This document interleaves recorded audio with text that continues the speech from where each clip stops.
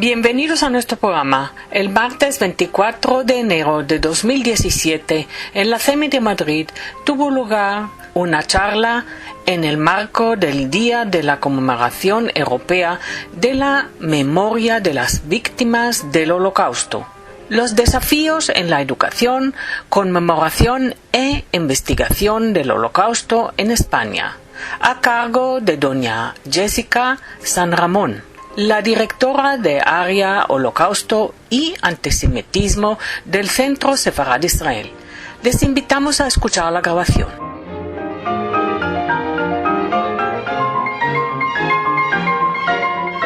Es la primera vez que viene aquí en CEMI. Pues simplemente deciros que Jessica San Román ha nacido en Francia, que es licenciada en Historia de Europa del Este y de Filología Rusa por la Universidad de Basilea en Suiza. Ha hecho muchas investigaciones históricas y sobre todo la exposición Visados para la Libertad, que está itinerando por muchos países desde el año 2006 y que así es el resultado de un proyecto de colaboración con el profesor Alejandro Baer.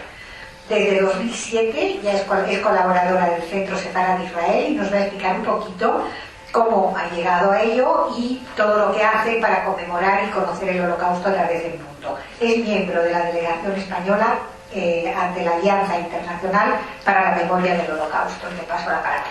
Gracias, Jessica. Muy bien. Muchas gracias. Muchas gracias por invitarme. Si quería nada más añadir unas palabras más, a lo mejor sobre mi biografía. Yo llegué aquí hace 10 años y la verdad una de las primeras personas que me entrevistó fue Edith, creo. Sí, ¿no?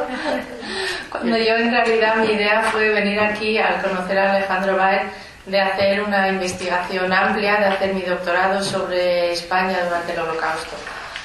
Finalmente nunca la hice, supongo que a muchas de nosotras nos ha pasado eso, que teníamos proyectos, ¿no?, de investigación, de hacer un doctorado, seguir estudios y al final nunca lo hemos hecho. También es verdad que nunca es tarde. Yo me acuerdo todavía que cuando conocí a nuestro querido amigo Jaime Bandor, que habréis conocido también, de Barcelona, él, mientras que yo le conocí hace 10 años y creo que a los pocos años de conocerle hizo su doctorado y no sé qué edad tendría entonces, o sea que todavía Nunca es tarde. Nunca es tarde. Pero estoy muy agradecida porque a raíz de la investigación que vine aquí a España conocí a Alejandro Baer, conocí en su momento a Ana Salomón, a Enar Corby y después también a toda la comunidad judía de Madrid que me apoyó desde los inicios. También me abrió enseguida la biblioteca de aquí para investigar. Me ayudó también mucho Uriel Macías, mucha gente que pude entrevistar también, a Joseph Paul en su momento, después también de la familia Lowy, también me ayudó también a conocer la historia de su abuelo que vino también de Hungría. Al fin y al cabo, justamente coincidió con la creación del Centro Sefarad Israel hace 10 años ahora. Tenemos el 10º aniversario del Centro Sefarad Israel en 2017 y se creó la oportunidad de presentarme a este trabajo que se estaba buscando gente. Y me presenté y me cogieron.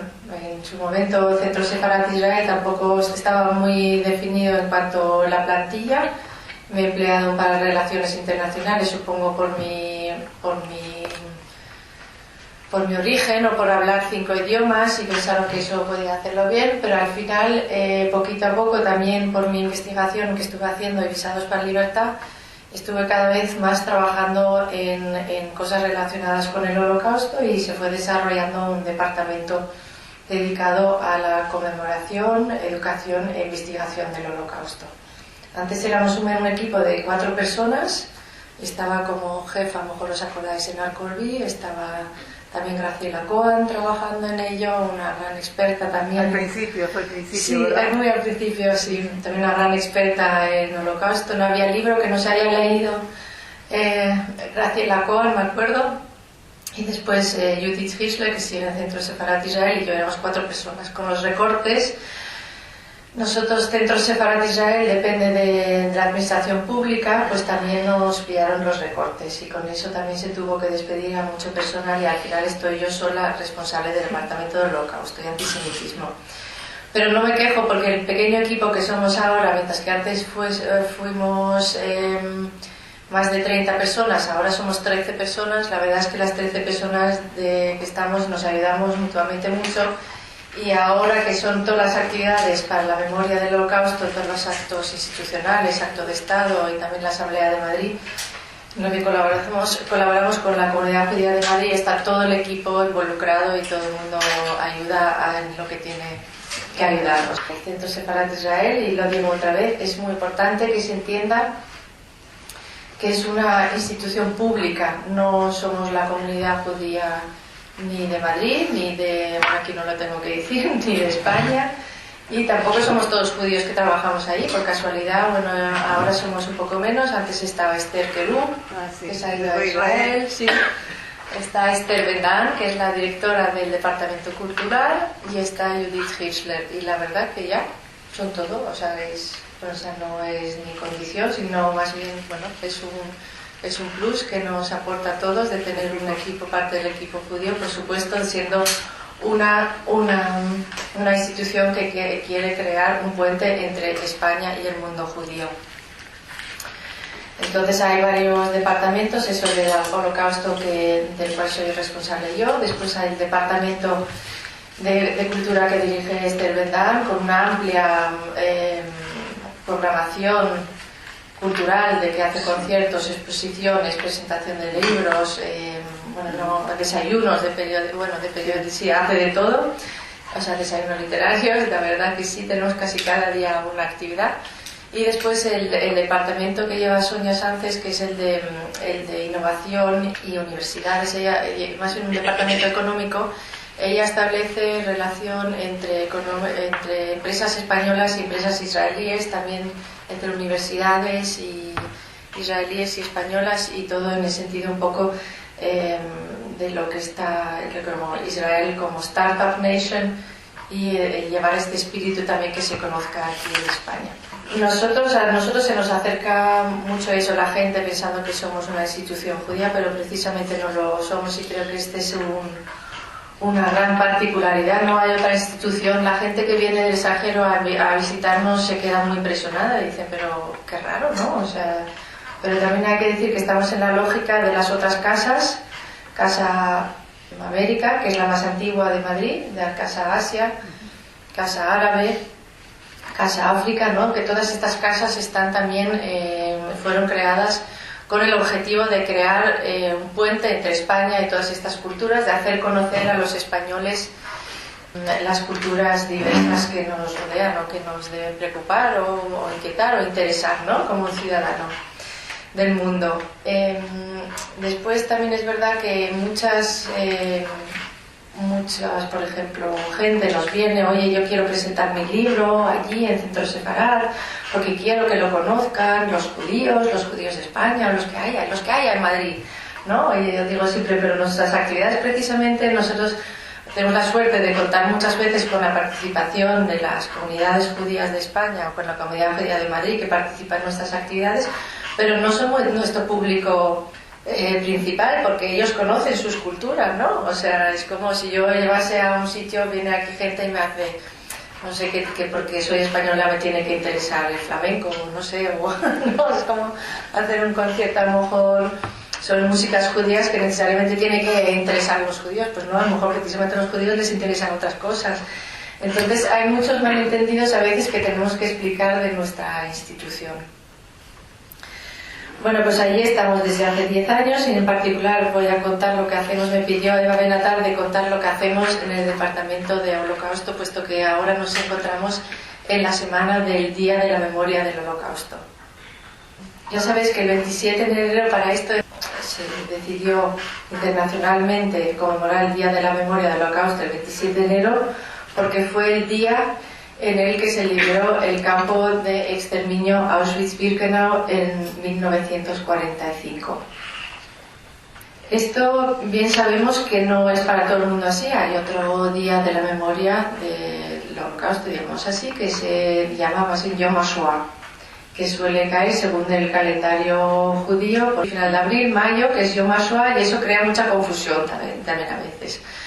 Eso hay que explicarlo, porque a mí me parece correcto que para el mundo judío, quieras que no, el 27 de enero es una fecha en donde las víctimas principales, que fueron los judíos del Holocausto, una vez más se presentan como, digamos, víctimas pasivas que fueron liberados. Casi es un logro más de los aliados que liberaron el campo de Auschwitz, que liberaron a los judíos, ¿no? O sea, casi es un logro, digamos, de los liberadores, que yo digo que es muy importante de lo que estamos haciendo también desde hace años en la educación, conmemoración y desde con mucho apoyo de Yad Vashem, de poner cara, de poner también como actores a los judíos durante el Holocausto, ¿no? O sea, alejarnos como podamos más de esta imagen de los judíos pasivos que fueron exterminados, que sabemos muy bien que no fue así.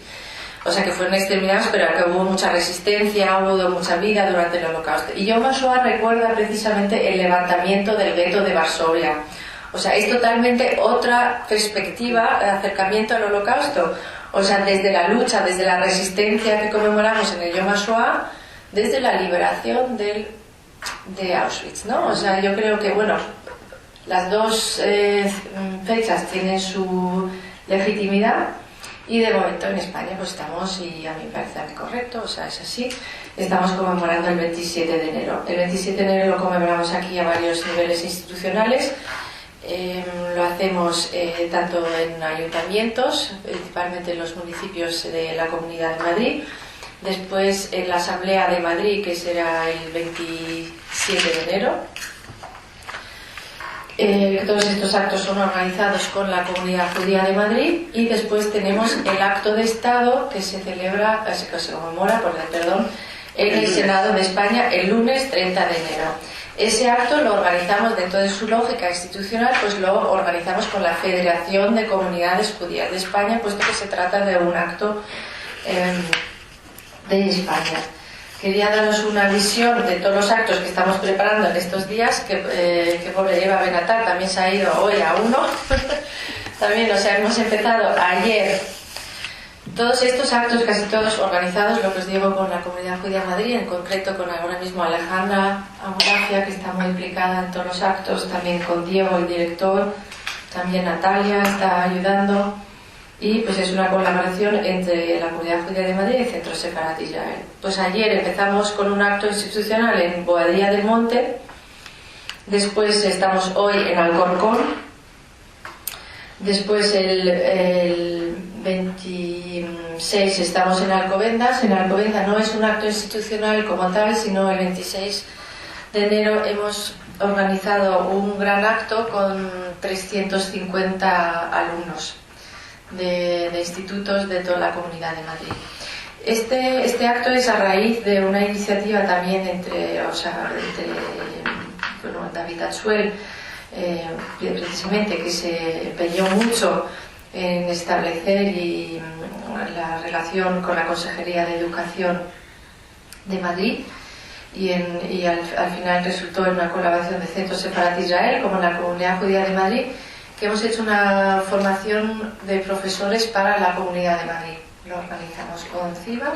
En su momento tuvimos mucho éxito, y a raíz de eso tenemos ahora muchos profesores en la Comunidad de Madrid que están organizando actos en memoria del Holocausto en sus institutos. Y algunos de ellos, que viven cerca de Alcobendas, hemos invitado a que vengan allí a escuchar al testimonio que hemos invitado este año. El testimonio que hemos invitado este año es por fin una mujer. Me alegro mucho, porque la verdad es que últimamente hemos tenido sobre todo hombres supervivientes del Holocausto. Este año es Annette Cabelli, se llama, es una mujer de 94 años, está llegando esta tarde, es de origen de Salónica, y fue deportada con su familia a los 17 años a Auschwitz. Allí perdió inmediatamente a su hermana, si no me equivoco, a ver, ya la escucharemos, a su hermana y su madre, eso lo sé, y más o menos a toda su familia, y bueno, sobrevivió la marcha de la muerte también, y fue después deportada, estuvo también en Ravensbrück, en donde ya fue liberada. Nos va a contar su historia a estos alumnos el jueves en Alcobendas. Están muy ilusionados todos los alumnos, la verdad es que es una oportunidad única. es también gracias a la colaboración con la Comunidad Judía de Madrid. En este caso nos compartimos los gastos entre Centro Sefarad de Israel y la Comunidad Judía de Madrid, de toda la estancia de esta mujer que viene y que además tiene la suerte que habla latino, o sea que no hay que ni de traducirla y que da además la oportunidad a los chicos y a nosotros todos de escuchar la lengua de cómo se hablaba antes, ¿no? Ella se acuerda de su idioma como hablaba con su abuela. Aparte de esto, de que tendrán la oportunidad los chicos que le han además preparado, dicen que le van a traer regalos y que querrán hacer fotos con ella. Es siempre un acto muy, muy emocionante. Y también para los supervivientes, y lo que es curioso, también, bueno, os estoy contando un poco de nuestra vida día a día, de los supervivientes que me cuentan a veces cuando vienen por primera vez a España. Muchos de ellos, como cada vez hay menos supervivientes, pues viajan casi por todo el mundo mientras que puedan y cuentan sus historias a todo el mundo. El año pasado vino Isaac Reba, no sé si le conocéis. Isaac Reba es también originario de Salónica, vive en Francia y él fue salvado por el diplomático español Sebastián Romero Radicales. Y me dijo cuando le visitaron en Sevilla un instituto que bueno, que su acto, que su testimonio duró 1 hora, pero que después estuvo 1 hora más recibiendo todos los besos y abrazos y de los alumnos y que querían hacer fotos con él, y que dice que el cariño que recibe aquí en España que es muy, muy, para él era muy, muy, muy sorprendente, ¿no? O sea que esto también siempre damos mucho cuidado en calcular en estos actos que después la gente tiene mucha necesidad también de abrazar, de tocar, de dar un abrazo a los supervivientes que hacen este gran esfuerzo de viajar todavía, a esa edad. Sí, a esa edad de hacer el esfuerzo de venir hasta aquí y quieras que no, les tenemos un programa de prácticamente mañana llega, pero cada día tendrá un acto en diferentes sitios, incluso irá a Ávila también, y aparte que es un esfuerzo físico, también todos los supervivientes me cuentan cada vez que lo cuentan, y también sobre todo ante los jóvenes un esfuerzo también emocional siempre, y también la responsabilidad que llevan, que se da cuenta, bueno, da mucha satisfacción que lo hacen, que hacen algo correcto, ¿no? Pero que es también muy difícil emocionalmente de llevar todo esto, y después todos los supervivientes siempre vienen acompañados de alguien, o sea, cuando invitamos al superviviente que siempre viene con la hija, con la mujer o con alguien de confianza. En este caso viene Linda Sixu, que es una mujer también sefardí, que además canta, y parece ser, tengo mucha curiosidad cuando escuche por primera vez el testimonio, que será mañana, a ver cómo al final siempre cantan unas canciones en sefardí. Bueno, pues el acto institucional será en Alcobendas. Esta va a ser nuestra gran estrella, digamos, porque tiene la connotación de educación. Después tenemos el 27 de enero, el mismo 26 de enero, después tenemos un acto institucional por la tarde en Segovia. El 26 de enero tenemos también un concierto en el Instituto de Cultura Italiana. Después el 27 de enero es el de la Asamblea de Madrid, muy importante el acto institucional. Ahora mismo me acabo de enterar viniendo aquí que a lo mejor el Ayuntamiento de Madrid también va a hacer un acto el mismo 27 de enero, también por la mañana, a las 10 de la mañana. Veremos. ¿El de la Asamblea a qué hora es? El de la Asamblea es a las 12:30. Después tenemos otro instituto con el que vamos a ir también el 27 de enero, que han hecho un gran acto, han implicado todo el instituto y que van a hacer un homenaje a la familia Sansbriz, que vamos a ir con un familiar Sansbriz, un nieto, Carlos Sansbriz, que vamos a ir allí a ver y bueno, a ver qué proyecto hacen y que quieren hacer pequeños homenajes en el San Isidoro de Sevilla, Madrid. Después el 27 de enero también Las Rozas va a tener nuestra exposición Esa Libertad. El 30 de enero, bueno, después el 28 de enero también tenemos un acto en Ávila. El 30 de enero ya es el acto en el Senado, que creo que a veces, ¿no?, han participado de aquí también gente del CEMI. Creo, sí. El 30 de enero el Senado es a la 1. ¿El 28 sábado hacen el acto? En Ávila, sí. ¿En Ávila? Sí. ¿El sábado? Sí. Es el único día que podía ser y para aprovechar el acto. A las víctimas no les dejan de esa manera.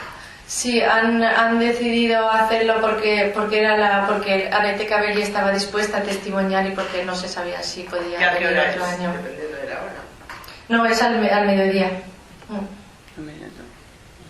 Sí. Y después el 31 seguimos con San Agustín de Guadalís.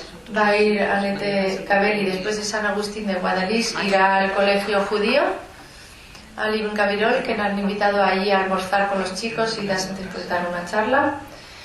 Después el 1 de febrero tenemos una jornada para las implicaciones educativas del Holocausto en... Perdona, el 31 van a venir gente en el colegio Sí, a almorzar. sí. Nosotros también. ¿Ah, sí? Ah, entonces vais todos allí a Bueno, escuchar. nosotros el 31 entregamos la beca. Que siempre ¿A Ibn Gabirol? recordamos, sí, a Ibn Gabirol. Pues sí, coincide, entonces. Sí, sí, vamos a ver, bueno, ya. Sí, Sería bueno. sí, sí. Pues nosotros estamos en San Agustín de Guadalís a las 12 y he hablado con Etel y con... bueno, ella ha hablado con Luna. Etel, se dice Etel. Etel, que después, cuando acabemos con el acto de institución en San Agustín de Guadalís, pues sí, como es en San Agustín, pues volveremos en lo que tardaremos a ir a Alcobendas. Va a almorzar allí Annette Cabelli, o sea, la superviviente, y después va a dar una charla a los alumnos. No sé, si estáis allí, pues ya se juntan. Sí, sí, voy a hablar con Luna, sí, voy a... Vamos a 1:30 allí al colegio. Claro, pues sería la Yo oportunidad hablaré para con Luna. escuchar después. Ya me ocupo. Sí. Y después estoy muy contenta por el Ministerio de Educación, también ha querido aprovechar estas fechas y la estancia de la superviviente y ha organizado el 1 de febrero una jornada sobre las implicaciones educativas del Holocausto, que va a estar todo el día. Hemos invitado también a gente, a un gran conferenciante de la Universidad de Londres, ahí tiene un instituto de educación del Holocausto y viene ahí un experto a también relatar cuáles son los desafíos actuales en la educación del Holocausto. Bueno, y así seguimos con Majadahonda el 1 de febrero y 2 de febrero Pozuelo, y espero que con eso ya más o menos acabaremos con tantos actos. Y eso sin poder contar de todos los colegios, todos los institutos que están trabajando. Sí, también. Sí, así es verdad, Pozuelo también. En cuanto a los actos de memoria del Holocausto, bueno, ella me pidió contar lo que hacemos. A mí me gustaría también un poco comentar los desafíos que tenemos, ¿no? Sí. Los desafíos.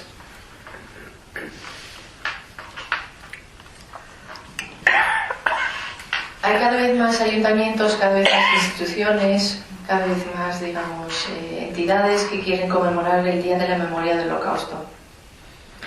Nosotros desde el principio, y a mí me parece correcto, como a mí me parece bonito, las 6 velas. Las 6 velas que se encienden, que simbólicamente, lo hacen en muchos países, o sea, simbolizan los 6 millones de judíos asesinados durante el Holocausto. La primera vela conmemora otra vez más a los 6 millones de personas judías asesinadas durante el Holocausto, lo cual enciende siempre en personas supervivientes del Holocausto.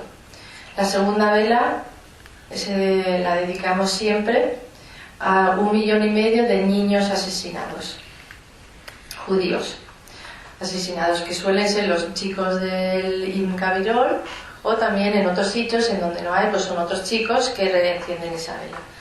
La tercera vela encendemos para todos aquellos no judíos, todos otros colectivos que fueron perseguidos o asesinados durante el Holocausto.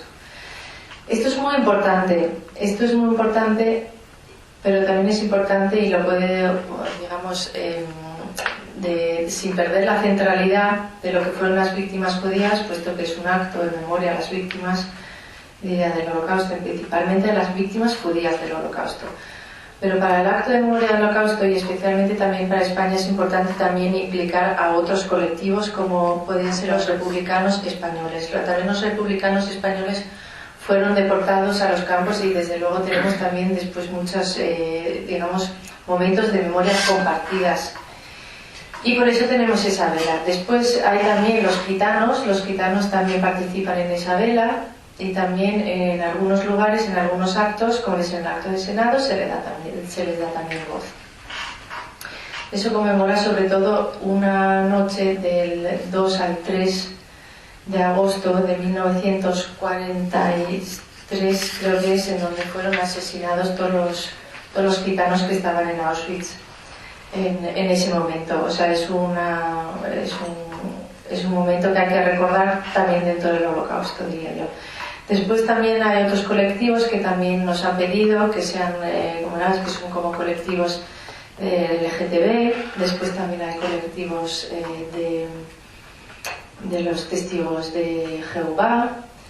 Después también, últimamente también se han pronunciado, también podían ser masones, o sea, podían ser muchos, o sea, ha sido mucha gente ha sido perseguida, pero yo creo que el lugar es ese, una vela. Yo creo que es correcto para todos los otros colectivos, para recordarnos que también todo el mundo que puede ser diferente a una ideología fanática como la fue del nazismo, nos podemos encontrar en un momento u otro en la vida. Sí, exactamente. Alguien a quien yo personalmente quiero incluir siempre con mucho hincapié son los discapacitados en esa vela. Yo creo que no debemos olvidarnos de que las primeras víctimas del nazismo, digamos, de la ideología esta de odio, o digamos de no aceptación de todo lo que es diferente o lo que no tenía valor dentro de la ideología nazi toda la vida, que no tenía valor, fueron los discapacitados. Sí. Con la programación, lo que llamaban T4. Y yo creo que eso es una cosa que fue muy al principio, y tampoco fue así poquito a poco, y fue delante de los ojos de todo el mundo también, y nadie levantó la voz, aunque sí, pero después sí que se pudo también, después hubo gente que sí que logró que se acabase con esa política, pero de todas maneras no fueron los judíos ni los políticos, sino si fueron simplemente gente que se consideraba que no tenían valor, o sea, los discapacitados. Por eso a mí me gusta mucho incluirlos también en la memoria del Holocausto, porque deberían llamar nuestra atención de eso que fueron las primeras víctimas.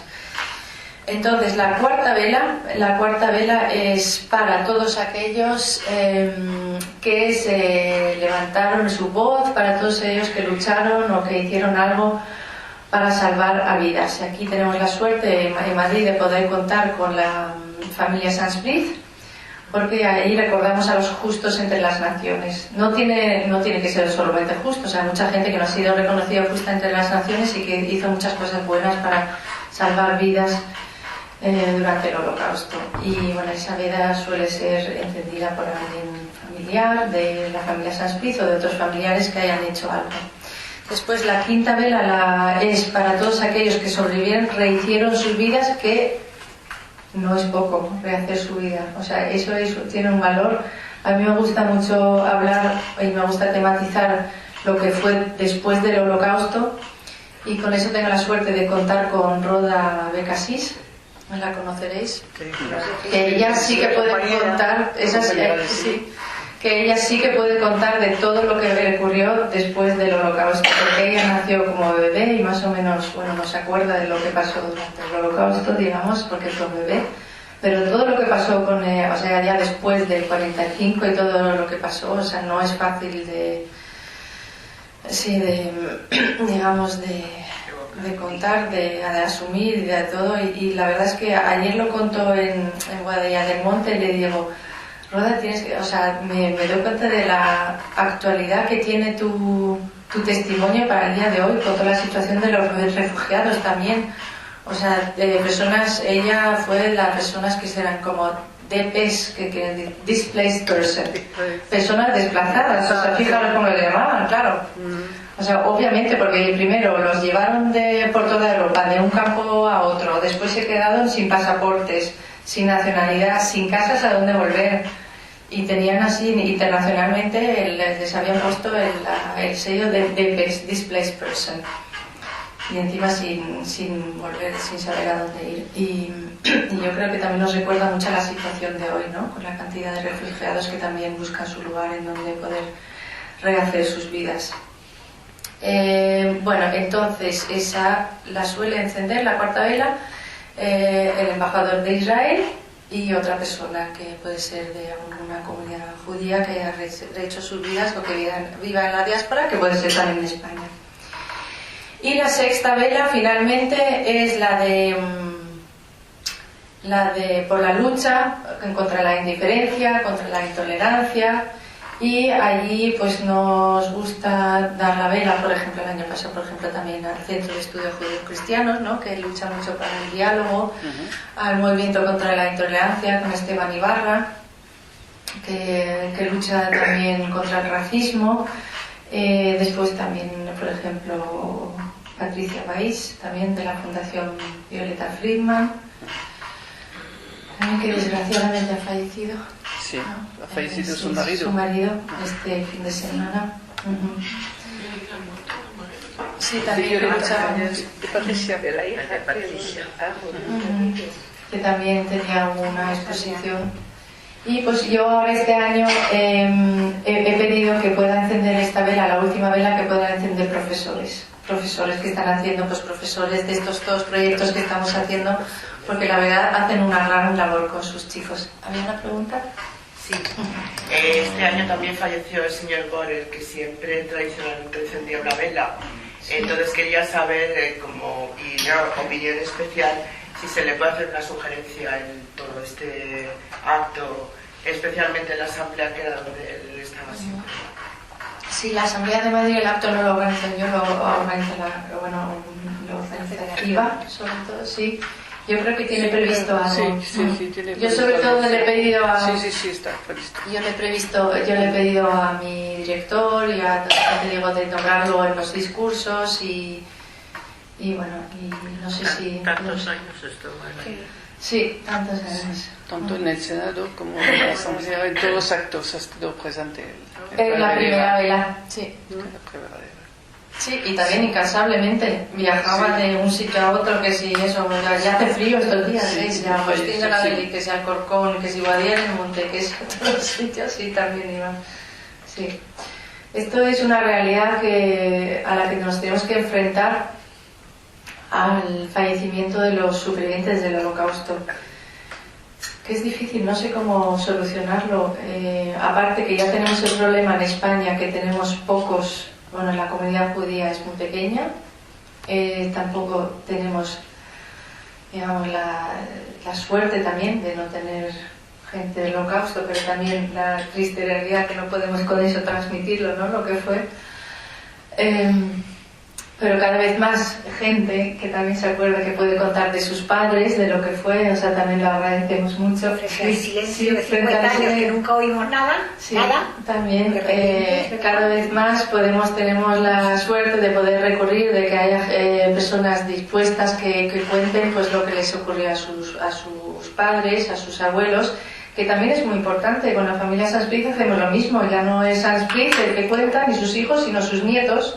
Este viernes va a ir el nieto de Ángel Sanspritz a contarlo. También es verdad que tenemos grabaciones muy buenas. Tenemos el testimonio de Jacques Strumsa, por ejemplo, que yo utilizo mucho en los institutos. A lo mejor algunos de vosotros os acordáis de Jacques Strumsa, el violinista de Auschwitz, que vino aquí a muchos actos. Y tenemos una grabación muy bonita de él, de su testimonio, y la utilizamos mucho en los colegios porque además tiene la suerte también de que habla en latino, y con eso los profesores pueden además recordar que hay judíos que hablan español. ¿Y por qué hay estos judíos que hablan español? ¿Por qué viven tan lejos de España y hablan este español tan raro, ¿no? Entonces ya pueden los profesores de esta oportunidad para contar de 1492, cuando todos los judíos fueron expulsados de España, y ya les da oportunidad para hablar de esa parte de la historia. Eso de hecho es un aspecto que a mí también me preocupa mucho, y desde que yo estoy haciendo formación de profesores, procuro siempre hablar de lo que son los sefardíes durante el Holocausto, lo cual tampoco es tan normal. O sea, durante muchos años, y sobre todo, bueno, es también lógico, o sea, cuando hablamos del Holocausto, sobre todo nos acordamos de Polonia, de Europa Central, mucho de el de Stettel y el judío polaco, ¿no?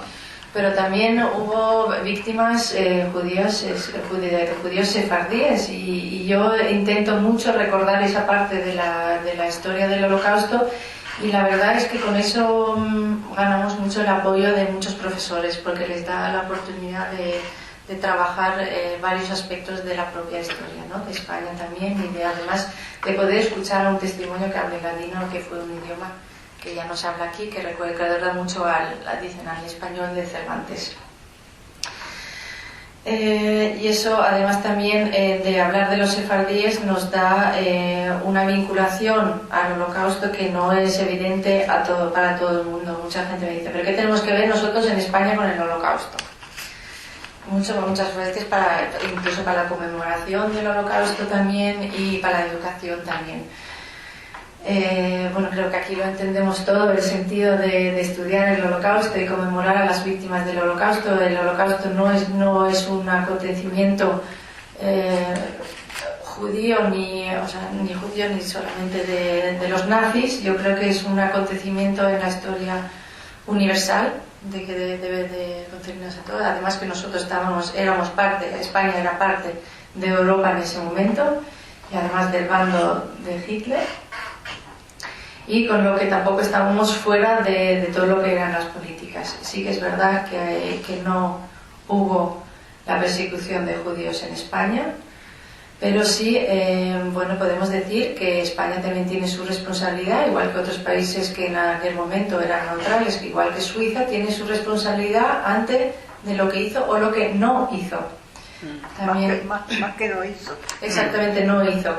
Es verdad que a través de España hubo muchos miles de judíos que pudieron huir desde la Europa ocupada por los nazis, es verdad. Hay muchas investigaciones sobre el Holocausto, y sobre todo quiero destacar el investigador Josep Calvet, que está trabajando todo lo que ocurrió en el Pirineo. Unos libros muy recomendables, por cierto, ha escrito dos libros, o ya son 3. Por ejemplo, Las montañas de la libertad, se llama un libro, y él se llama Josep Calvet, y que está investigando todos los archivos de los Pirineos, todos de las fronteras, y allí hay tantos y tantos documentos personales de personas judías que huyeron, porque además lo vemos porque lo pone en los papeles, pone israelita. Yo, por ejemplo, he visto el archivo de Figueras, en donde hay miles y miles de archivos de gente que pasaban la frontera legalmente o ilegalmente, y les hacían un papel, le ponían una foto y ponía tal señor, Frida, no sé qué, o algo así, y ponía de Polonia, tal, religión israelita, y a dónde, sí. Muchas veces eran detenidas después en la cárcel, después otra vez liberados. Casi siempre es verdad, desde que se permitió al American Jewish Joint Distribution Committee, que es la organización, ¿no?, que la conocéis, de ayuda a los refugiados o gente en necesidad. Entonces ayudaban sobre todo a los refugiados del nazismo a organizar los papeles para la emigración a Estados Unidos o terceros países, o después de la guerra a poder huir a lo que era entonces Palestina o a otros países. Entonces, ¿qué iba a decir? España, entonces, tiene mucho que ver. Miles de judíos huyeron durante el Holocausto a través de España. Muchos también fueron rechazados en la frontera, o no pudieron, o no recibieron los visados o el permiso para pasar por la frontera, y por eso que estaban a lo mejor en Niza, Marsella, y estaban esperando los papeles para poder pasar por España, y los cónsules no se lo dieron. Es así. Hay muchos también aquí en Madrid, a las afueras, en Alcalá de Henares, hay un archivo de la administración en donde se ven muchos documentos de judíos que fueron, de aplicaciones por visados que fueron rechazados. No obstante, desde el Centro Sefaret de Israel trabajamos mucho sobre lo que es el papel de los diplomáticos españoles, que es una parte de la historia de España durante el Holocausto, digamos, la parte positiva. La parte positiva, que fueron los diplomáticos españoles que salvaron a judíos. de su manera como podían, algunos solamente unos pocos cientos y algunos como Ángel Saint-Smith, que pudo salvar, se dice, hasta 5.000 judíos haciendo una trampa de documentos. Y bueno, a ellos por esas razones, pero incluso aunque hay también países que están fuera, como en Estados Unidos o incluso Japón, que también conmemoran el día de la memoria del Holocausto. O sea, yo creo que de verdad lo correcto es ver el Holocausto como un acontecimiento que hay que conmemorar universalmente, porque nos podemos encontrar todos en esta situación. En todo caso, como estamos hablando también, le dije a Eva que a mí me parecía más interesante hablar con vosotros de los desafíos, quería decir unas cosas más sobre las cosas que a mí me preocupan, que es cuando hablamos también de la educación del Holocausto y cuando hacemos la formación de profesores, tenemos un problema en España, es que les contamos de la importancia de enseñar lo que ocurrió durante el Holocausto, y muchas veces este es el primer acercamiento que tienen los chicos al mundo judío, lo cual ya en sí es un problema, porque entonces sin conocer a ningún judío ya conoce a los judíos a través de la exclusión, o sea, discriminación, exclusión de la sociedad hasta el asesinato. Y claro, deberíamos empezar en los colegios de enseñarles primero la cultura judía, la historia del pueblo judío, y además no es uno, hay mundos judíos, o sea, no hay una como tal, no es una cosa hermética, ¿no?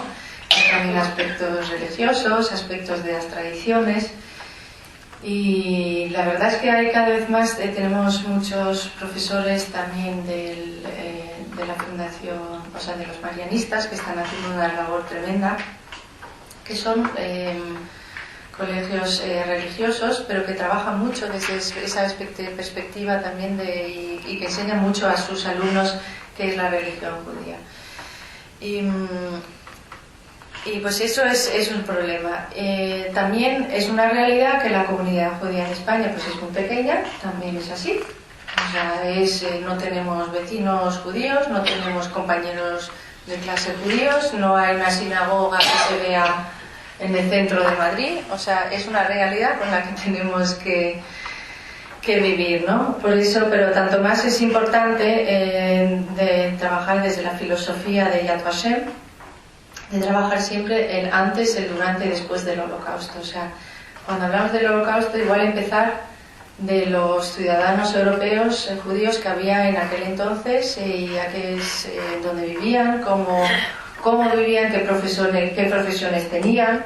Había algunos a lo mejor ricos que vivían en Viena, había muy pobres que vivían en Polonia, había de todo, y había chicos y había muy religiosos, y había gente que no era nada religiosa. Pues enseñar esa diversidad. Desde ahí tenemos que partir y después ya podemos hablar del Holocausto, eso es muy importante. Hablando de Yad Vashem, quisiera destacar que tenemos la suerte desde los inicios del Centro Sefarat Israel, desde hace 10 años, de poder contar con el incondicional, diría yo, apoyo de Yad Vashem. Tenemos un convenio con Yad Vashem que nos ofrece cada año una formación de profesores para 1 o 2 grupos en verano, de profesores españoles que pueden pasar en Yad Vashem durante 10 días y recibir ponencias de expertos destacados, escuchar testimonios, conocer materiales didácticos, visitar el país, visitar otras instituciones como el museo de los combatientes del gueto de Varsovia, y bueno, no os podéis imaginar cómo les impresionan los profesores, primero de visitar por supuesto Israel y ya en Jerusalén, pero también de estar en Yad Vashem, además con esta acogida tan cariñosa, y de verdad es un gran equipo de Yad Vashem que sin ellos no estaríamos hoy en día en España, diría yo, en donde estamos para la educación del Holocausto. Aparte de eso, no solamente nos ofrecen la formación de profesores cada verano allí, sino también nos visitan una vez al año o a veces 2 veces al año aquí, y también vamos con un experto de Yad Vashem o alguien como Eliana Rapp o Jaya Feldman, vamos a Barcelona, vamos a Valencia, vamos a Sevilla, y allí hacemos también formación de profesores. También es verdad que contamos con otros partners, pero digamos a otra medida, destacados como la Casa Conferencia de Wannsee de Berlín, que también nos apoya mucho en todo lo que puede, porque ahí también tenemos la suerte de contar con la directora que habla español, que es Elke Kriglevsky, que es de origen chileno, si no me equivoco, y que nos apoya mucho también en todo lo que puede, y la hemos invitado en varias ocasiones. A mí me gustaría en un futuro trabajar más el aspecto, que es otro desafío que tenemos también dentro de la enseñanza del Holocausto y que nos facilita, y creo que ningún país todavía lo ha logrado trabajar, digamos, de manera todavía con mucha experiencia, como lo han hecho a lo mejor en Alemania, es que trabajamos el Holocausto desde la perspectiva de la víctima, ¿no? O sea, trabajamos mucho contando con la empatía hacia las víctimas. O sea, recordamos a las víctimas, sean judías, sean gitanos, discapacitados y todo. Y esto en un sentido común, como podemos tenerlo nosotros aquí, pues nos parece todo lógico que tengamos que luchar que ya no ocurra más. Pero lo que más debe preocuparnos en realidad, y todavía hay menos materiales, y Yad Vashem en el año pasado creo que empezó con un material nuevo, también en esta dirección, es trabajar desde la perspectiva de los observadores. ¿Cómo podemos imaginarnos cómo trabajamos esa perspectiva? Porque yo, por ejemplo, puedo decirme, estoy ahora exagerando, puedo decir, bueno, yo soy blanca, no soy judía, no soy gitana tampoco,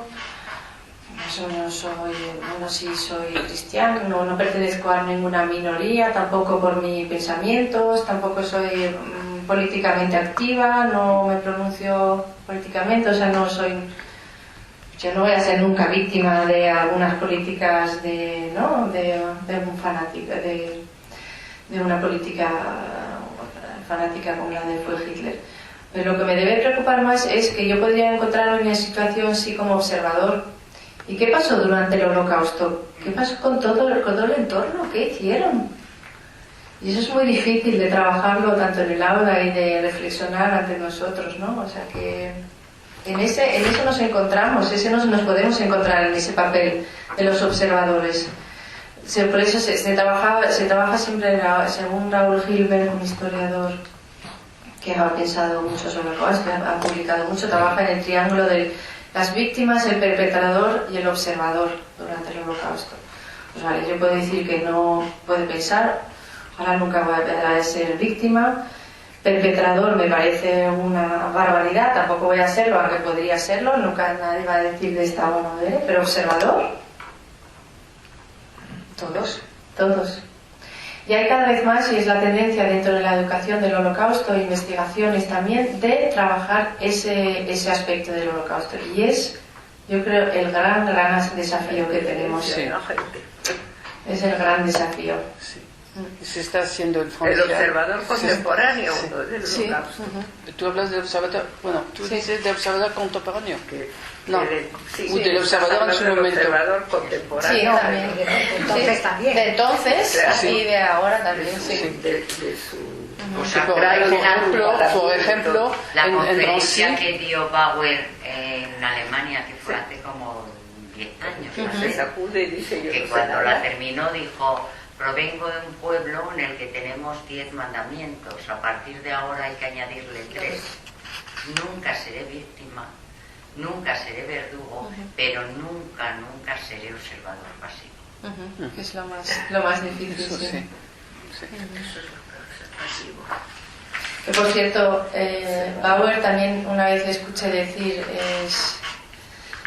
es una gran, digamos, un gran intelectual del Holocausto, que nos estuvo contando durante una hora, nos estuvo, digamos, machacando, casi diría yo, hablando de la tontería del nunca más. Es decir, dejar de decir ese nunca más. Por supuesto que tenemos que vivir con la esperanza de que nunca más. Pero no se sabe. Pero no se sabe eso. Eso no se puede decir. Pero no se puede decir porque sabemos y que cosas, barbaridades siguen pasando y volverán a pasar. O sea, lo que debemos Además, estar nunca se sabe cómo va uno a luchando reaccionar. por ser alertos y por hacer en nuestro entorno lo que podemos. No sé si podemos abrir un coloquio. Yo quería Sí, preguntarte, hay ¿cómo es muchas posible? preguntas, sí. En todo ese triángulo del cual has hablado ahora, en que hay un perpetrador que es el activo,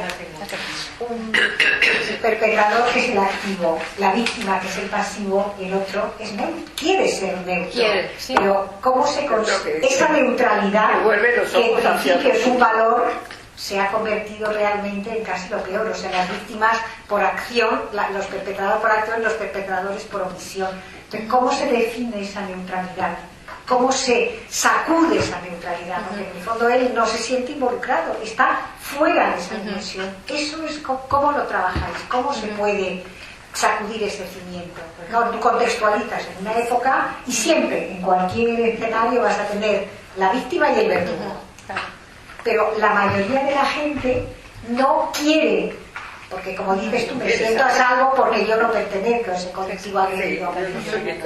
¿Cómo se combate ese deseo de neutralidad que en el fondo todos tenemos? Pero es que Por una neutralidad no es ser pasivo. El Por eso he dicho. toma una posición. Es que he dicho, Sí, está exactamente. el verdugo que es el activo, la víctima que es el pasivo y el otro no va de pasivo, el otro va de neutro. Esta historia no va conmigo. Para empezar Eso es. también trabajamos mucho y en Yad Vashem también lo hacen muy bien, digamos, porque ellos desde la perspectiva judía, ¿no? O sea, desde Yad Vashem tiene esa perspectiva judía, también tiene mucho cuidado y con razón tampoco de juzgar. No podemos juzgar tampoco desde donde estamos hoy, de decir, ¿por qué te quedaste pasivo? ¿Por qué no hiciste nada? También hay que tener cuidado con eso, ¿no? Porque quién sabe cuáles fueron las razones. Muchas veces tenemos nuestras circunstancias de familias, de padres enfermos, nuestros hijos, que también es legítimo de proteger a tu familia y de no ponerla en peligro, porque según lo que hacías podías poner en peligro. Y también, o sea, allí hay muchos matices que no es solamente blanco y negro. Aunque también sabemos que muchos pusieron en peligro a todos, a sus hijos, a sus padres, a todo su entorno, a toda su comunidad, que pusieron en peligro por salvar a otros. O sea, que es muy difícil, o sea, tenemos que tener mucho cuidado con pensarnos, de ponernos en el lugar de un lugar que no, que es difícil, o sea, no, y lo que tenemos que ayudar es de no juzgar, ¿no? Entonces, lo que se habla en la educación es sobre todo capacitar a los jóvenes para reconocer momentos en donde y de dar valor, ¿no? de levantar voz o de tomar posesión.